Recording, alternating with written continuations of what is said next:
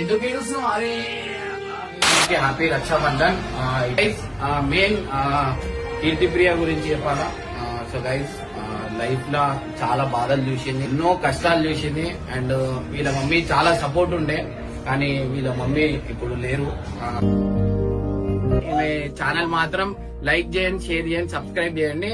And guys ఖచ్చితంగా support చేయండి. నా హంబుల్ రిక్వెస్ట్ మీ అందరికి, మన సబ్స్క్రైబర్స్ ఎవరెవరైతే ఉన్నారో కీర్తిప్రియకి మాత్రం ఖచ్చితంగా సపోర్ట్ చేయండి. చాలా మంచి పిల్ల, నేను చెప్తున్నా, ఖచ్చితంగా సపోర్ట్ చేయండి. ఇంత రిక్వెస్ట్ చేస్తున్నా అంటే అర్థం చేసుకోండి.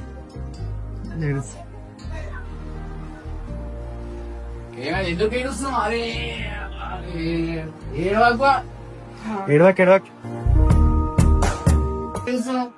ఏ పాపం గాయస్, నిజంగా నిజంగా అంటున్నా.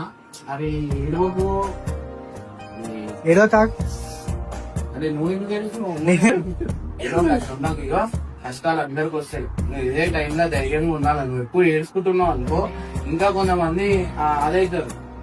నువ్వు ఎప్పుడు ముందటోళ్ళకి నువ్వు హ్యాపీగా అనిపించాల, అట్లా ఉంటేనే మంచిగా ఉండదు. నువ్వు అస్సలు ఏడవకు. నువ్వు ఏమంటున్నా, నీకు ఏ బాధ ఉన్నా, ఏ కష్టం ఉన్నా, నువ్వు ఎప్పుడైనా నువ్వు రా, నేను సపోర్ట్ చేస్తాను.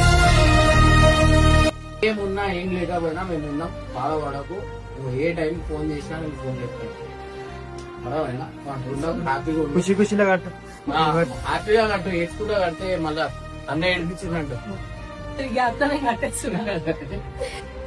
యూట్యూబ్ వదలకు, ఏమంటున్నా యూట్యూబ్ చేస్తుందో. ఇంత పెద్ద రాఖీ ఎందుకు తీసుకొచ్చినా అంటే, ఈ రాఖీ ఎవరైనా చూడంగానే కనిపిస్తుంది కదా, సో కీర్తి కట్టిందని గుర్తొస్తుంది. చెల్లిలా